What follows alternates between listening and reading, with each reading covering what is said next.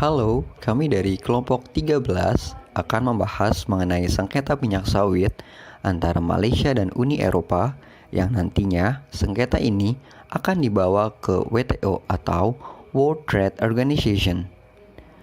Ini adalah anggota dari kelompok kami. Yuk, langsung kita simak. Latar belakang sengketa atau konflik. Pada mulanya, pembatasan Uni Eropa mengenai impor CPO atau crude palm oil, minyak kelapa sawit dari Malaysia dan negara-negara produsen lainnya, berawal ketika adanya Pedoman Energi Terbarukan II, Renewable Energy Directive II, atau RED II. Uni Eropa mengeluarkan regulasi RED II pada tahun 2018 yang menjelaskan bahwa penggunaan bahan bakar berbasis minyak sawit akan dihapuskan pada tahun 2030. Uni Eropa merujuk pada penggunaan bahan bakar terbarukan seperti biodiesel, serta untuk biofuel mereka lebih menyarankan penggunaan bahan seperti kedelai ataupun rapeseed.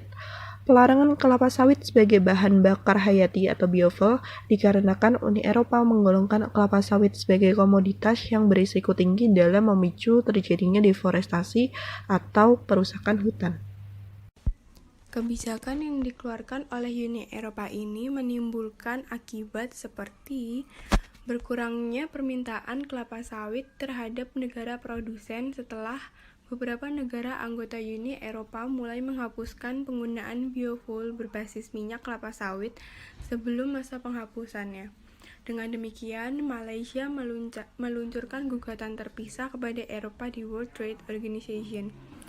Menurut Malaysia, sebagai negara produsen kelapa sawit terbesar kedua, mengatakan bahwa tindakan Uni Eropa tersebut bersifat diskriminatif.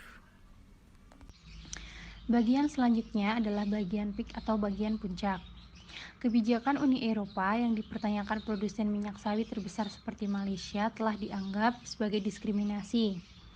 Dikarenakan Uni Eropa mengambil langkah yang menyebabkan keuntungan tidak adil terhadap produsen biodiesel lokal yang menggunakan bahan dasar minyak rapeseed dan minyak bunga matahari. Dan diduga juga terdapat tuduhan kerja paksa, yang puncaknya adalah pada saat Malaysia meminta WTO untuk segera membentuk panel guna mengadili kasus Uni Eropa tersebut.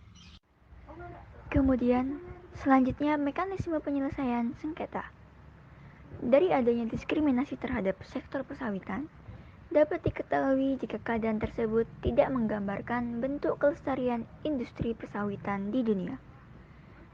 Negara Malaysia juga sedang berusaha mencari konsultan di bawah mekanisme penyelesaian sengketa Organisasi Perdagangan Dunia. Hal ini sesuai dengan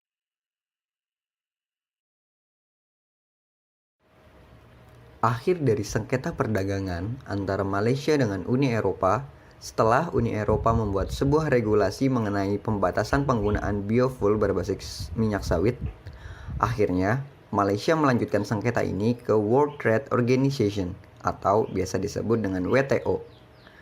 Dan WTO sendiri memberi persetujuan atas permintaan dari Kuala Lumpur untuk membentuk sebuah panel yang nantinya panel ini bakal memeriksa regulasi yang dikeluarkan dari Uni Eropa itu sendiri. Bahkan hal serupa dilakukan oleh Indonesia yang sudah melaporkan dan menggugat hal itu kepada WTO pada tahun 2019 lalu, tepat setelah 1 tahun regulasi ini dikeluarkan. Nah, itu tadi pembahasan dari kelompok kami mengenai kasus sengketa antara Malaysia dan Uni Eropa yang pada akhirnya ditengahi oleh WTO. Gimana? Cukup menarik bukan? Sekian dari kami. Wassalamualaikum warahmatullahi wabarakatuh.